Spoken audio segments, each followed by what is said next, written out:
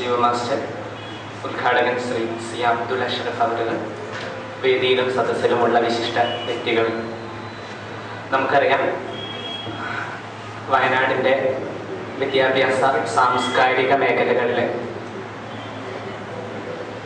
തങ്ങളുടേതായിട്ടുള്ള പങ്ക് വളരെ ചെറുതൊന്നുമല്ല എന്ന് ഒരിക്കൽ കൂടി മാനന്തവാടി കോപ്പറേറ്റീവ് കോളേജ് തെളിയിച്ചിരിക്കുകയാണ്. ഇതിൽ നമ്മളൊക്കെ പഠിക്കുന്ന സമയത്താണെങ്കിൽ ഇംഗ്ലീഷ് ഭാഷയിൽ ഡിഗ്രിക്കൊക്കെ ആണെങ്കിൽ സെക്കൻഡ് ലാംഗ്വേജ് പാസ്സാകുക എന്നുള്ളത് വലിയൊരു ബുദ്ധിമുട്ടുള്ള കാര്യമായിരുന്നു. സാധാരണ എഴുതുന്ന പ്രത്യേകിച്ച് പാരലൽ കോളേജ് വിദ്യാഭ്യാസ കാലത്ത് ഇംഗ്ലീഷ് ഭാഷയിൽ അല്ലെങ്കിൽ സെക്കൻഡ് ലാംഗ്വേജ് ഇംഗ്ലീഷ് പാസ്സാകുക എന്നുള്ളത് വളരെ വളരെ ബുദ്ധിമുട്ടാണ്. അതിൽ നിന്നൊക്കെ അതുകൊണ്ട് തന്നെ ഞങ്ങൾക്കൊക്കെ പഠിക്കുന്ന സമയത്ത് ഇംഗ്ലീഷ് ഭാഷയോട് ഒരു പേടി എപ്പോഴും ഉണ്ടായിരുന്നു.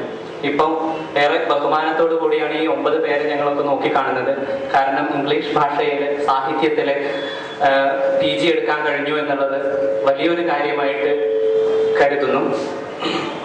ഒപ്പം നമുക്കറിയാം, കേരളത്തിൻ്റെ പ്രത്യേകിച്ച് വയനാടിൻ്റെ വിദ്യാഭ്യാസ ഭൂപടത്തിൽ ഡിഗ്രി കോഴ്സുകളും അത് കഴിഞ്ഞുള്ള PG കോഴ്സുകളും വളരെ വളരെ കുറവാണ്.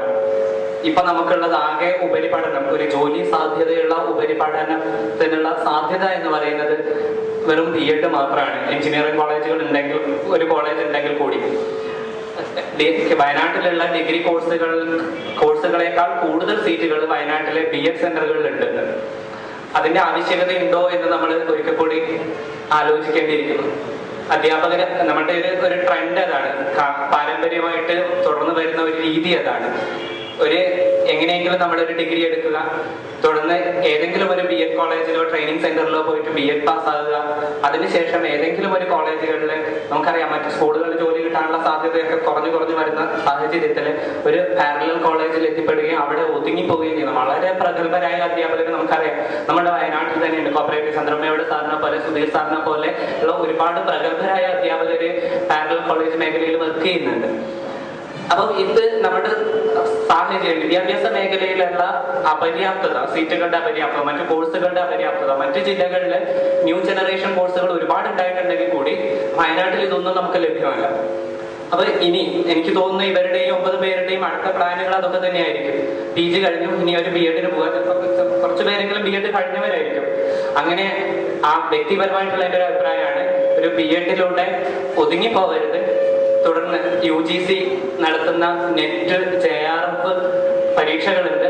ഇതൊക്കെ എഴുതി ഗവേഷണ രംഗത്തും അതുപോലുള്ള മറ്റു മേഖലകളിലേക്ക് എത്തിച്ചേരാനുള്ള ശ്രമം നിങ്ങളുടെ ഭാഗത്ത് ഉണ്ടാവണമെന്ന് മാത്രം അപേക്ഷിച്ചുകൊണ്ട് ഈ അവസരത്തിൽ മാനന്തവാടി പഴശ്ശിരാജ സ്മാരക ഗ്രന്ഥാലയത്തിന്റെ ഏറെ സ്നേഹത്തോടു കൂടിയുള്ള അനുമോദനങ്ങൾ അറിയിക്കുകയാണ്. ഒപ്പം ഇതേ രീതിയിൽ തന്നെ ഉജ്ജ്വലമായ പ്രവർത്തനം കാഴ്ചവെക്കാൻ മാനന്തവാടി കോപ്പറേറ്റീവ് കോളേജിന് സാധിക്കട്ടെ എന്ന് മാത്രം ആശംസിച്ചുകൊണ്ട് നിർത്തുന്നു.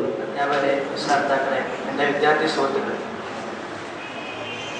കോപ്പറേറ്റീവ് കോളേജിനെ എന്നും അഭിമാനിക്കാൻ പറ്റുന്ന ഒരു വളരെ മധുരമുള്ള ഒരു സന്ദർഭത്തിലാണ് നാം നിലനിൽക്കുന്നത്. ഇതിൻ്റെ മുന്നേയും ഒരുപാട് വർഷങ്ങളിൽ വിദ്യാർത്ഥികൾ ജയിച്ചിട്ടുണ്ട്. പക്ഷേ 100% വിജയം ഈ വർഷം നമുക്ക് സമ്മാനിച്ച ഈ 9 ചേച്ചിമാരെയും ചേട്ടന്മാരെയും ഞാൻ ഈ അവസരത്തിൽ ആദ്യമായി അനുമോദിക്കുന്നു. കൂടാതെ ഇവർ എല്ലാ സമസ്ത മേഖലകളിലും ഉന്നത സ്ഥാനങ്ങളിലേക്ക് എത്തിച്ചേരട്ടെ എന്ന് ഞാൻ ആശംസിക്കുന്നു.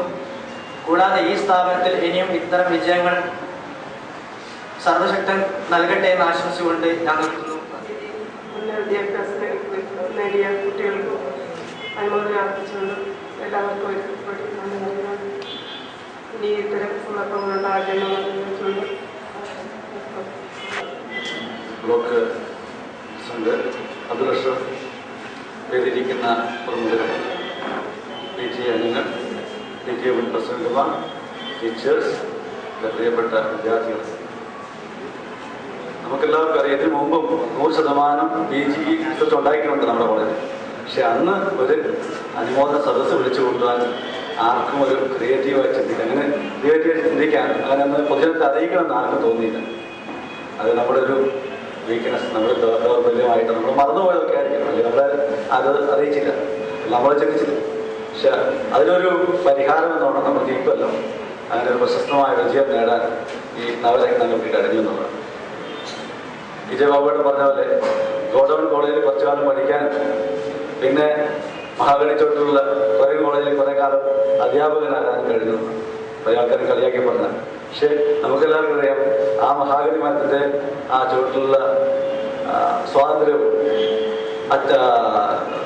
അതോടൊപ്പം തന്നെ മറ്റ് കോലാഹലങ്ങളൊന്നും ഇല്ലാത്തൊരു സ്ഥലമാണ്. അവിടെ പഠിക്കാൻ പറ്റുന്ന ആൾക്കാർക്ക് സുഖമായി പഠിക്കാം. ഈ 9 പേര് എനിക്ക് തോന്നുന്നു അധ്യാപകർ പഠിച്ചതുകൊണ്ട് മാത്രം അവർ ഈ വിജയം നേടിയവരില്ല.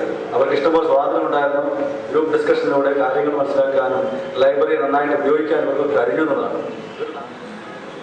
നമ്മുടെ സ്ഥാപനത്തിന് വളരെ പ്രശസ്തമായ വിജയം നേടിത്തന്നവരെ ഞാൻ ആദ്യമായി അഭിനന്ദിക്കുകയാണ്.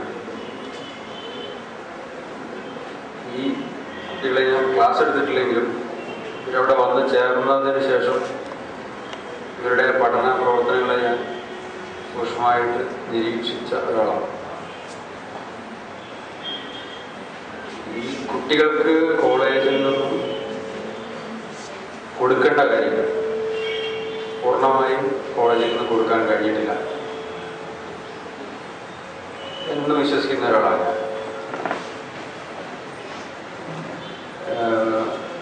പല പേപ്പറുകളും പൂർണ്ണമായും എടുത്തു കൊടുക്കാൻ പോലും കഴിഞ്ഞിട്ടില്ല.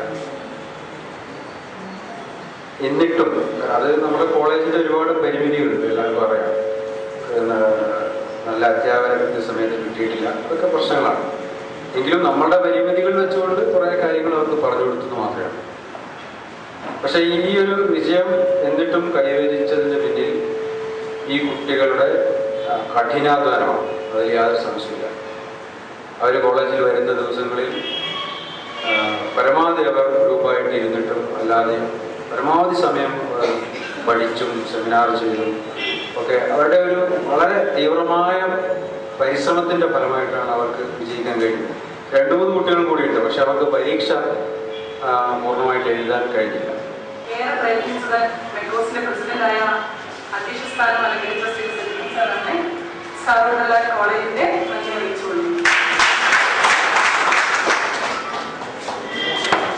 ഉദ്ഘാടന കർമ്മം നിർവഹിച്ച അബ്ദുൽ അഷ്റഫ് സാറോടുള്ള സ്നേഹം നിറഞ്ഞ നന്ദി അറിയിക്കാൻ ഈ അവസരം